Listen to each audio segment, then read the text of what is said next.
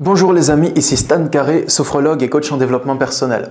En tant que sophrologue, j'étudie les états de conscience et les niveaux de conscience. Les niveaux de conscience, c'est les différents niveaux de vigilance qu'on a entre le sommeil, l'état entre la veille et le sommeil, et la veille, bon c'est quand on est réveillé dans la journée. Mais il y a aussi les états de conscience. Les états de conscience, c'est simplement l'état dans lequel se trouve notre esprit. Et il peut y en avoir une infinité d'états de conscience très variés. Ça va de la conscience pathologique, donc tout ce qui est maladie mentale, à la conscience dévoilée. C'est ce qui pourrait correspondre à l'éveil spirituel. Lorsque nous voyons les choses telles qu'elles sont et que nous avons un regard clair et lucide, dénué de mots ou dénué d'illusions sur la réalité. Et il y a aussi la conscience ordinaire. C'est l'état de conscience dans lequel se trouvent la plupart des personnes dans notre société occidentale. Pour vous citer quelques exemples d'états dans lesquels peut se trouver votre esprit, il peut être orienté contre vous et avoir un avis négatif sur vous-même. Dans ce cas-là, vous serez dévalorisant envers vous-même. Vous pouvez aussi être dans le déni et nier la réalité. Vous pouvez aussi chercher à atteindre un objectif. Dans ce cas, votre esprit essaye de devenir un pont entre votre situation présente et entre la situation que vous voulez atteindre. Vous pouvez être dans la créativité. À ce moment-là, vous accueillez toutes les idées qui viennent dans votre imagination et vous les matérialisez une à une dans un support matériel, que ce soit un dessin, de l'écriture, de l'audiovisuel, où votre esprit peut aussi être occupé à chercher, à fuir une peur. À ce moment-là, vous cogitez, vous tournez en boucle pour chercher des solutions à un problème que vous avez vous-même créé. Dans cette vidéo, je vais donc vous parler de 3 des plus hauts états de conscience de l'être humain. Pour moi, ce sont 3 des états de conscience les plus profitables à atteindre et à cultiver pour avoir une belle vie. Je vais vous parler de ces 3 états de conscience et à chaque fois, je vais vous expliquer comment vous pouvez faire pour l'atteindre et pour le maintenir de manière concrète.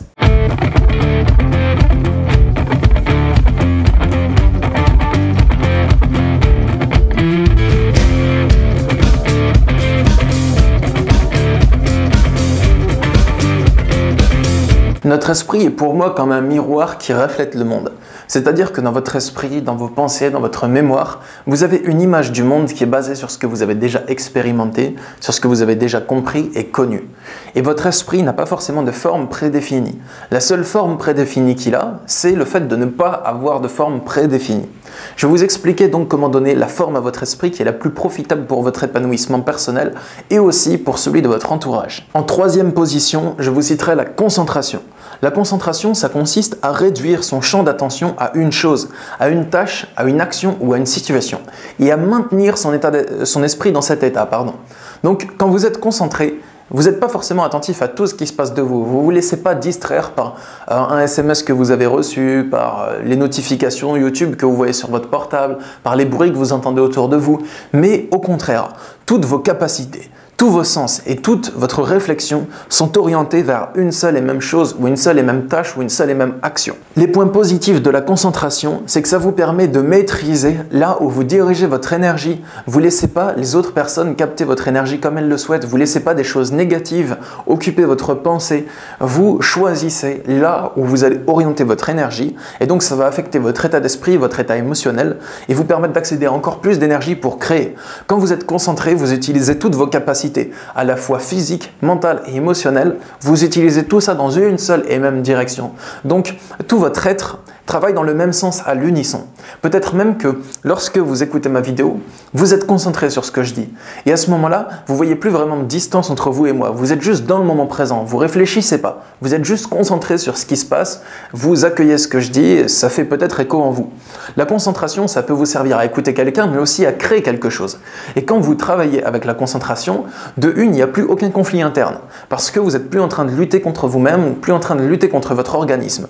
Votre organisme travaille et votre esprit travaille aussi. Donc il y a une seule direction, c'est fluide, tout va bien. Deuxièmement, ça vous permet donc d'être très efficace au travail et d'avancer dans l'atteinte de vos objectifs et dans la réalisation de votre vie de rêve. Parce que certes, si vous avez des grands projets, des grands objectifs dans la vie, il y a bien certains moments où il va falloir vous mettre à la tâche.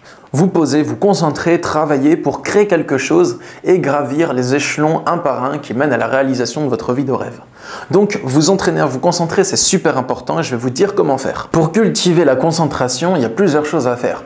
La première, ça va être de vaincre vos peurs. Parce que si vous êtes tout le temps en train d'essayer d'éviter de vous trouver face à l'objet de vos peurs, si vous avez des grandes peurs, des angoisses de certaines choses et qu'elles commencent à hanter votre esprit, que ça vous obsède et que vous y pensez toute la journée, vous allez avoir beaucoup de mal à vous concentrer. D'autant plus que s'il y a un conflit interne, que vous êtes en dépression et que vous êtes en train de lutter contre vous-même, vous allez avoir aussi énormément de mal à vous concentrer. Du coup, ce genre de problème-là, il faut les régler. Et ça, c'est le truc numéro 1 pour se concentrer. Parce qu'on peut faire tout ce qu'on veut, méditer, faire des exercices pour se concentrer sur son souffle, des choses comme ça. Tant que vous avez des obsessions ou de la dépression, la concentration sera grandement entravée. La deuxième chose à faire pour se concentrer, c'est justement de s'entraîner à se concentrer. Pour ça, vous pouvez faire de la méditation, vous entraîner à vous concentrer sur le souffle, faire de la sophrologie aussi, parce que la sophrologie, ça aide beaucoup à se concentrer sur son corps, sur les ressentis corporels et à les intégrer à chaque fois qu'on se concentre dessus. Donc ça, c'est vraiment pour entraîner votre capacité de concentration pure et dure, tout en vous familiarisant avec vos ressentis corporels. Et la troisième chose que vous pouvez mettre en place pour entraîner la concentration, ça va être de travailler. Parce que quand vous travaillez, surtout si c'est sur quelque chose qui vous intéresse, eh bien, vous avez des facilités naturelles à vous concentrer. Du coup, essayez de vous mettre au travail et dès que vous pensez à autre chose, que votre attention déroge, vous l'attrapez et vous la ramenez sur place. Et ça, c'est très important. Plus vous allez le faire, surtout si c'est pour quelque chose qui vous intéresse, plus vous allez avoir des facilités pour le faire. Deuxièmement, la créativité. C'est un des états de conscience pour moi qui sont les plus hauts parce qu'ils sont vraiment les plus profitables pour votre cœur, qui sont les plus profitables pour toute votre vie. Quand vous êtes créatif, c'est votre esprit, votre mental, vos pensées qui sont d'accord avec votre cœur. Et ça vous permet donc de matérialiser votre nature profonde. Parce que la créativité, c'est vous prenez ce qui est en vous et vous le mettez à l'extérieur. Vous le retranscrivez dans la matière. Donc tout ce qui squatte à l'intérieur de votre temple intérieur, vous le captez et vous le mettez dans la matière. Et ça, d'autres personnes vont le voir et ça va les reconnecter à ce qu'elles ont à l'intérieur d'elles-mêmes si ça ressemble à ce que vous avez à l'intérieur de vous. Plus votre esprit est calme, plus vous pourrez toucher un certain nombre de personnes avec votre créativité. Du coup, la créativité, ça vous permet d'être heureux. Ça vous permet de créer la vie de vos rêves. Parce que si vous voulez que des choses changent dans votre vie, il faut que vous amorciez ce changement, que vous fassiez des actes qui vont donner des conséquences et vous allez récolter au bout d'un moment le fruit de ces conséquences qui va avoir un effet positif dans votre vie et vous apporter du bonheur, plein de belles choses et des changements positifs. Quand vous êtes dans un état créatif, c'est quand vous n'êtes pas en train de réfléchir à vos problèmes. Vous êtes juste en train de savoir comment faire pour améliorer sa vie. Quelle solution je vais trouver? Comment faire pour améliorer ce tableau? Comment faire pour créer une belle chose, pour monter une belle vidéo, pour créer un bon livre? Du coup, pour atteindre l'état de créativité et le cultiver, la première chose à faire, encore une fois, c'est de vaincre ses peurs et de résoudre les problèmes qui sont liés aux émotions de souffrance. Si vous êtes concentré sur la culpabilité, que vous vous sentez coupable à longueur de journée, votre créativité va être énormément entravée, on va dire même à 80% entravée. Si vous avez un problème de colère et que vous éprouvez de la haine toute la journée et que vous arrivez par petits moments à vous plonger dans un état créatif, votre haine va entraver grandement votre créativité encore une fois. Donc si vous avez des émotions de souffrance, essayez de régler le problème lié à ces émotions pour apaiser votre fort intérieur. La créativité vient de l'intérieur vers l'extérieur, j'ai l'impression. Donc, si dans votre intérieur c'est le chaos, vous pourrez créer des œuvres qui reflètent ce qui est en vous. Et ça pourra peut-être même aider certaines personnes à se reconnaître, à savoir qu'elles ne sont pas seules. Donc, selon ce que vous avez à l'intérieur de vous, ça va influer sur votre créativité. Et une autre chose que j'ai remarqué avec la créativité, c'est que souvent, on croit que pour être créatif, il faut se plonger dans une espèce d'état mental bizarre, sans penser, sans rien, dans une espèce de flow, d'hyper-concentration. C'est pas tout à fait vrai. Si ça va mal à l'intérieur de vous, si c'est le chaos dans votre cœur, vous pouvez créer quelque chose qui a l'image de ce que vous éprouvez dans votre cœur.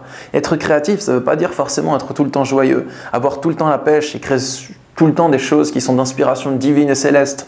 Ça veut peut-être dire matérialiser ce qui est au plus profond de vous. Et si vous matérialisez ça dans une œuvre, cette œuvre, elle risque d'être très puissante. Donc voilà, la créativité, c'est à peu près ça. Une autre chose à faire pour la cultiver, ça va être d'appliquer vos meilleures idées. N'essayez pas de chercher la meilleure idée, mais appliquez votre meilleure idée du moment. Et ça va vous permettre d'être créatif. Le premier état de conscience que j'ai trouvé, c'est ce que je nomme l'amour. C'est quand le monde l'univers s'exprime à travers vous et que vous, en tant que petite personne, c'est comme si momentanément vous vous évaporez, vous disparaissez et l'univers s'exprime à travers vous. C'est comme si au moment où vous agissez avec amour, votre esprit et votre corps deviennent incroyablement intelligents. Mais à ce moment-là, vous n'en avez pas conscience. Vous ne le faites pas exprès, vous ne cherchez pas à le faire et vous ne le remarquez pas. C'est quelque chose qui se produit tout naturellement. Et lorsque vous agissez avec amour, vous êtes juste focalisé sur ce qui se passe dans le présent. Et ce présent vous donne du plaisir et du bonheur.